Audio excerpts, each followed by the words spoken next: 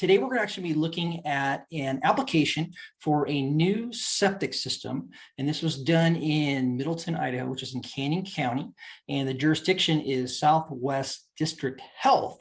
So I want to show you what one of these looks like, why you need to get it done. And then we're going to talk about a septic as-built, how you can get these and use them. This is going to apply if you're buying a home and you want to know where your existing system is at. It can also apply if you're buying vacant land and you need to get a new system applied for. So I'm going to go ahead and share my screen with you right now, and we're going to look at this, and I'm going to cover the details on this. So I'm going to grab my highlighter here, and we can point on this form. So this is called a permit for a subsurface sewage disposal system. You can see that it's for Southwest District Health. So each city will have a potentially different jurisdiction here. So this particular one for Middleton is Southwest District Health. You're going to find a permit number here at the top, and you're also going to get a date and then the parcel number. So this represents the actual parcel number. And then what you'll actually see, property addresses and who the applicant's name was. So what do you use this for? So what this is for, this particular one is for a new system. Okay, so this is a new septic system on this property, and we're looking to get the health department out there to determine if the soils are acceptable for a new septic system to go in, and also if they are acceptable, what are the requirements as far as determining the size of the leach field, the type of leach field, and also the septic tank size for the amount of bedrooms that you want to put into your home that you're getting ready to build. So what we're going to do is we're going to go down this form. I'll show you what's involved, what they give you in the report, and then how you can use that and actually interpret that. Okay. And then this is an actual test, right? This is the results from a test. But one thing you want to remember too, there's something called an as-built. So once a system's actually built and septic system installed, you can request that, this is public record, and so is an as-built, but you can request that from the health department, Southwest District Health in this instance, and they will give that to you, and you can determine where an existing septic system is on your property.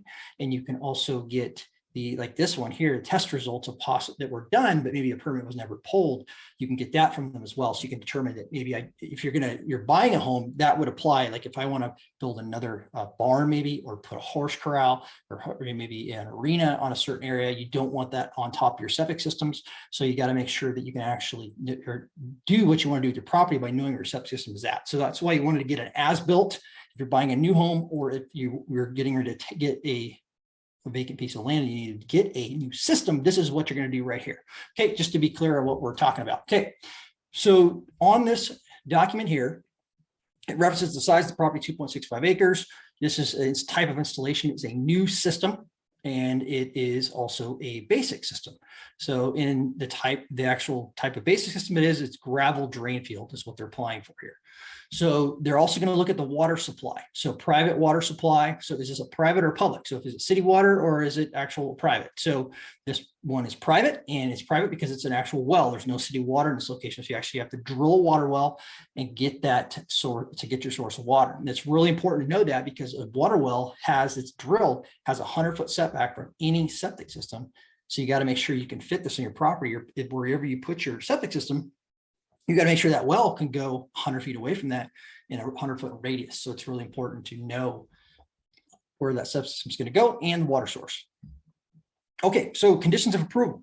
This particular system was excavate 24 inches to 48 inches deep, install gravel drain field per technical guidance manual specifications, ensure 100-foot setback to all water wells, and a 50-foot setback to the seasonal ditch. This lot has a seasonal ditch. It's runoff from a farmer's field that goes through here. So they're only requiring a 50-foot setback. So we'll look at a couple other options for actual water on the property, and the setbacks as they do increase to 100 and even 200 feet plus away from that. So it can really limit where you put your septic system. So especially on smaller parcels. Okay, so this one is a residential permit, and they are applying for a 5-bedroom home. So the bedrooms will drive the size of the drain fields. The drain field will increase based on the size of the amount of bedrooms. That's what does it. It's not the bathrooms, it's the bedrooms. And then they calculate the average gallons per day, which in this case is 350 gallons per day that would go into that system. This here is the soil type. So B2 is a soil, and we'll show you how they break that down here. But that is, it's not the best soil, but a B2 is a decent system. So as the soil gets worse, we're meaning that it doesn't leach, it doesn't absorb the water, the effluent as well. It's going to increase the size of, or the square footage requirement for the leach area. So the drain bed. So this right here, you're seeing here, 1,250 gallon tank.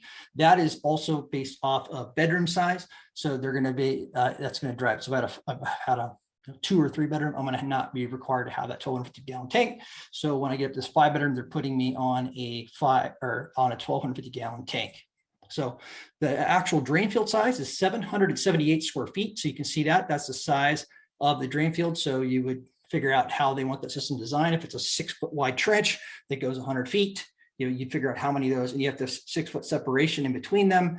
How many trenches is that going to be, and how long are they going to be? That you can determine how that system is designed. Essentially, you got to end up with 778 square feet of drain area.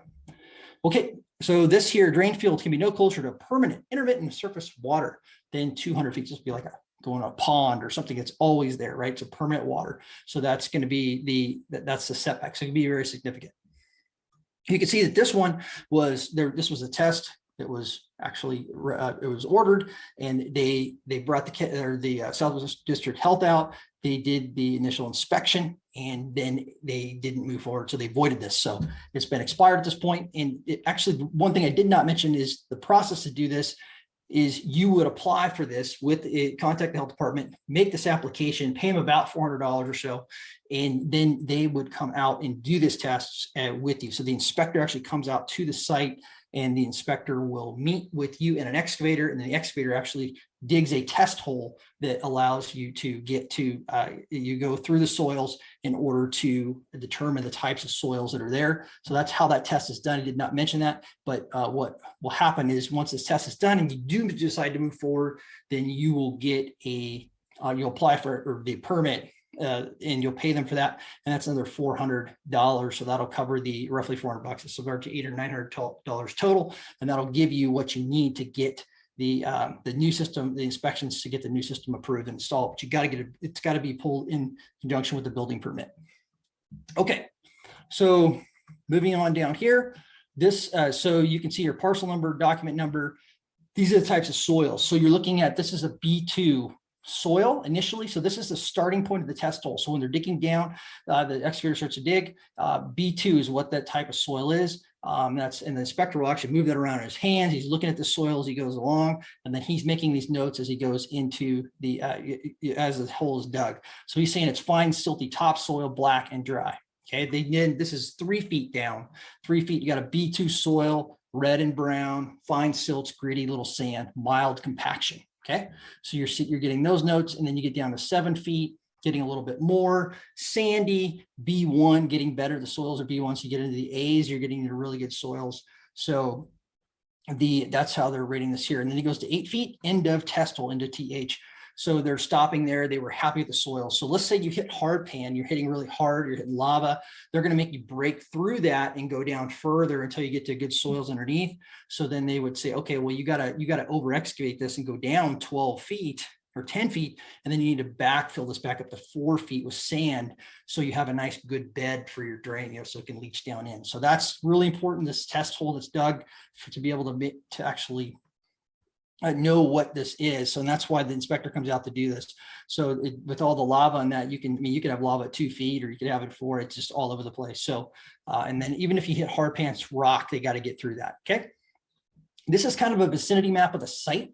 So you can see this is a road coming through here. You can see that here. And then you have an old house that's on this property. And then there's a driveway. And then you can see this dry ditch that's here. This is one they said they need a 50-foot setback from. It's just seasonal water that runs off of farmer's field. So you don't need that 100 feet or 200-foot setback off of this. So this here is where the test hole is at. So the TH is a test hole. So they reference that on the newer test. This one was done back in 2018, but they will get a GPS coordinate, and they'll put these on here so you can see a GPS coordinate that will reference back exactly where the test hole is at. They typically like you to be within about 50 feet of where that test hole is at. Otherwise, you'll have to do a new test. So a new test and reorder that and pay that money to have them come back out again. So that's pretty typical. And you'll see this is a north orientation here on the lot. Okay. So looking down here, a couple of things. Application contents is what they want you to have in your application. So application complete, plot plan submitted, zoning documentation submitted. They want the building plan submitted and a plot plan approved. So those all have to be happening. So they're not going to issue a septic permit without having a building permit. So that's important to know. Okay, soils type over here, B2, permanent surface water. You got to be 200 feet or greater away from it. Temporary surface water, you're going to be at 100 feet or greater. And it's talking about groundwater issues. If you had any, doesn't have any here. Nearest wells must be 100 feet or greater away from the septic system, from the leach field. Okay, so that's that. And they have a few notes they'll have at the bottom down here. So old house to be torn down, new home in the same location. So just simple things. Got the inspector here and the date that this was actually taken care of. So yeah, so that is it's a quick brief rundown on what a application looks like for a new system that you're installing on vacant land. Could be for a second dwelling too on a home, but essentially this is if I'm putting in a new system, I'm going to have to get this from the health department, Southwest District Health in this instance, here in Middleton. And you make sure again too, you're checking for an as-built if you're buying a new property or a home that's already existing, has an existing system. You want to know where that thing's at, so you make sure you don't build on top of it, or you don't put something, maybe some improvements like a horse corral or horse arena on that thing. So you make sure you can build what you want on that property. So, and then it's really important too, if you get on a property that does not have good soil, it can really increase the size of your system you have to put in. Sometimes you got high groundwater. During these tests, you're going to even find that you have to build a mound up and actually pump to a system that's actually higher to raise the system up above, and those can be very expensive. So you can get anywhere $20, $30, $40, $50,000 depending on what kind of system you have to put in. So it's really good to get these tests done on the front end if you're actually purchasing land.